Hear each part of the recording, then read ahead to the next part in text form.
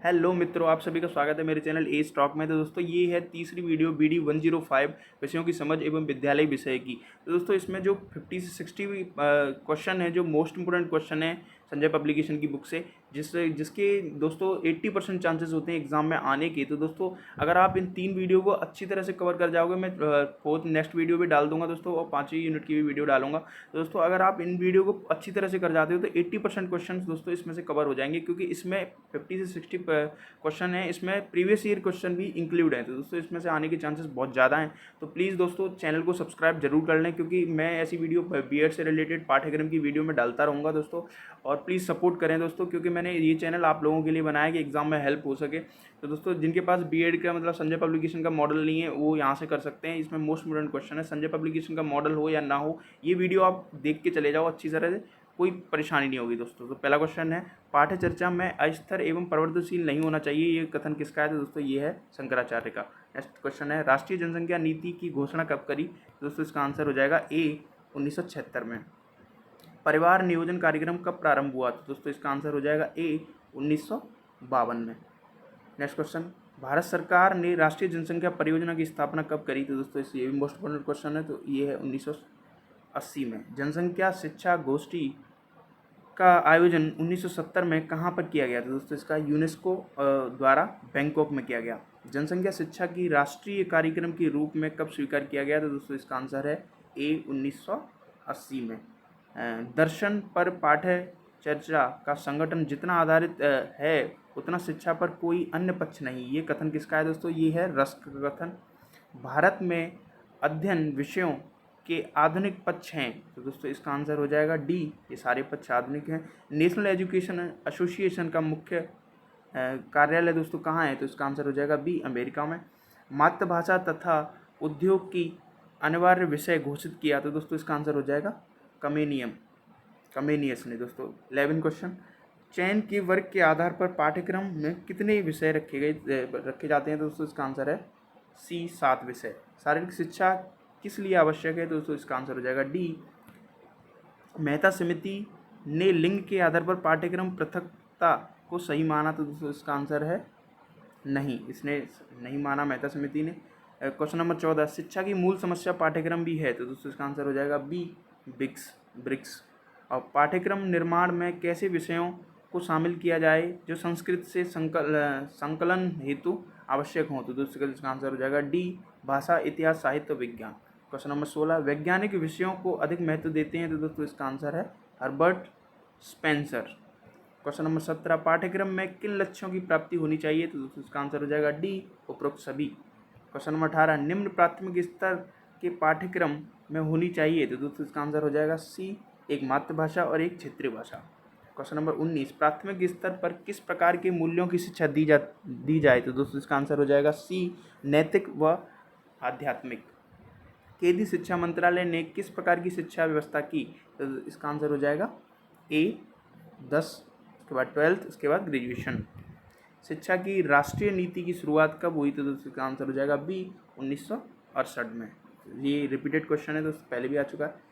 विद्यालय शिक्षा में निर्माण तत्व कैसे होने चाहिए? तो इसका आंसर हो जाएगा डी, वैज्ञानिक कार्य वाले, तत्व साहित्य वाले, मानव शास्त्र वाले। तो क्वेश्चन नंबर 23, छात्रों के विकास हेतु प्राइमरी विद्यालयों में किस योजना का शुभारंभ किया गया? तो दोस्तों इसका आंसर है बी, कल्प योजना का। 1966 में स्वास्थ्य का नया सिद्धांत दिया, किसने दिया दोस्तों? ये फ्रेडरिक हजबर्ग ने दिया, आपको याद रखना है। मोस्ट इंपोर्टेंट क्वेश्चन है, 2019 में भी आ चुका है। विषय वर्ग का सर्वप्रथम आधुनिक पक्ष किससे संबंधित है? तो दोस्तों इसका आंसर है सर्वांगीण विकास से। क्वेश्चन नंबर 26, विषय वस्तु में आधुनिक पक्ष की शिक्षण नीतियाँ किससे संबंधित हैं? तो इसका आंसर है डी, सर्वांगीण विकास से, विचारों से और सृजनात्मक चिंतन से। क्वेश्चन नंबर 27, भारत में विषय वर्ग के आधुनिक पक्ष के परिदृश्य किससे संबंधित हैं? तो इसका आंसर है डी। क्वेश्चन नंबर 28, विषय वर्ग संबंधित चुनौतियाँ किस विधि से संबंधित होती हैं? तो दोस्तों इसका आंसर है डी, विनीत नवीन ज्ञान की खोज से, विविध संख्याओं के समन्वय से और विषय वर्ग की समस्याओं के उन्मूलन से। क्वेश्चन नंबर 29, भाषा विज्ञान है भाषा के उद्गम का, भाषा के मध्य संबंध का और इसके विवरण के समय साथ बदलने की भाषाओं का। तो दोस्तों इसका आंसर है ए, भाषा के उद्गम का। क्वेश्चन नंबर 30, कौन सा शिक्षा दर्शन परिवर्तित अनुशासन की भर्त्सना करता है तथा बच्चे की रुचि पर आधारित सामाजिक अनुशासन की हिमायत करता है? तो दोस्तों इसका आंसर है प्रयोजनवाद। क्वेश्चन नंबर 31, राष्ट्रीय पाठ्यचर्या की रूपरेखा 2005 में कक्षा सेकंड तक के गृह कार्य की अनुशंसा नहीं की गई और कक्षा 3 की प्रति सप्ताह कितने दिन गृह कार्य की अनुशंसा की है? तो दोस्तों इसका आंसर है बी 2। क्वेश्चन नंबर 32, प्राथमिक स्तर पर श्री अरविंद द्वारा सुझाए गए पाठ्यक्रम में निम्नलिखित में से क्या नहीं था? तो दोस्तों इसका आंसर है बी शरीर विज्ञान एवं स्वास्थ्य शिक्षा। गांधी जी की बेसिक शिक्षा में विद्यालय परिवेश पर सर्वाधिक प्रभाव किसका था? तो दोस्तों इसका आंसर है प्रकृतिवाद का। क्वेश्चन नंबर 34, राष्ट्रीय पाठ्यचर्या की रूपरेखा 2005 के अनुसार निम्नलिखित में से कौन सा प्रमुख बदलाव नहीं? तो इसका आंसर है बी अध्येता स्वस्थता से अध्यापक अभिदशा की ओर। क्वेश्चन नंबर 35, पुस्तक दिवास्वप्न किस लेखक की है? तो दोस्तों इसका आंसर है ए गिजुभाई बधेका। विद्यार्थियों में नैतिक मूल्यों की सर्वोत्तम श्रेष्ठतम स्थापना की जा सकती है? तो दोस्तों इसका आंसर है बी पाठ्यक्रम सहगामी क्रियाओं से। निःशुल्क एवं अनिवार्य शिक्षा अधिनियम 2019 के अनुसार विद्यालय विकास योजना का निर्माण किसका दायित्व है? तो इसका आंसर है बी विद्यालय प्रबंध समिति का। निःशुल्क एवं अनिवार्य शिक्षा अधिनियम 2019 के अनुसार 6वीं एवं 8वीं कक्षा तक के विद्यालयों के लिए एक पूर्णकालिक मुख्याध्यापक उपलब्ध कराया जहां बच्चों का प्रवेश की संख्या होगी। तो दोस्तों इसका आंसर है ए 80 से अधिक। विद्यालयों में शारीरिक दंड पर रोक लगी है? इसका आंसर है RTE अधिनियम 2009 में। इसका 40वां क्वेश्चन, न्यूनतम अधिगम स्तर 1991 स्थापित किए गए? तो दोस्तों इसका आंसर है ए समता और गुणवत्ता के संयोजन हेतु। क्वेश्चन नंबर 41, जहां तत्व मूल्यों का प्रश्न है तो इसका आंसर है बी यथार्थवाद तथा आदर्शवादी दोनों के मूल्यों पर आधारित मानवों का अनुभव होता है।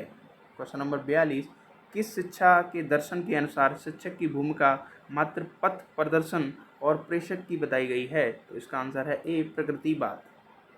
पाठ्यक्रम के विकास की संकल्पना में क्या शामिल नहीं? तो दोस्तों इसका आंसर है अंतर्राष्ट्रीय विचार। पाठ्यक्रम बनाने में कक्षा स्तर के अनुसार विषय वस्तु को विभाजित करने की काम किससे अंतर्गत आता है? तो इसका आंसर है बी विषय वस्तु का श्रेणीकरण। निम्नलिखित में से कौन सा दृष्टिकोण अधिगम के ज्ञान अर्जित करने और उपयोग करने की श्रेष्ठता मानसिक प्रक्रियाओं के रूप दिखाता है? दोस्तों इसका आंसर है ए रचनावादी। क्वेश्चन नंबर 46, किसी विद्यालय पाठ्यक्रम की सर्वाधिक सटीक परिभाषा है? तो दोस्तों इसका आंसर है ए पाठ्यक्रम की पूर्ण सारणी। क्वेश्चन नंबर 47, पाठ्य पुस्तकों के पक्ष में मुख्य तर्क यहाँ दिया जाता है कि क्या तर्क दिया जाता है? तो दोस्तों इसका आंसर है सब।